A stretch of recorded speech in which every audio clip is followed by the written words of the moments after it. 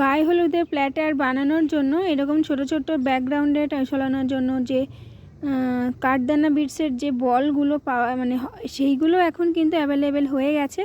তো কেউ যদি নিতে চাও তো নিতে পারো, এগুলো নতুন স্টকে এসছে।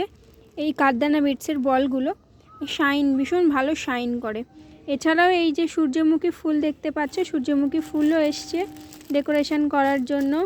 এছাড়া এমডিএফ বোর্ড, এটা 12 ইঞ্চির এমডিএফ বোর্ড আছে।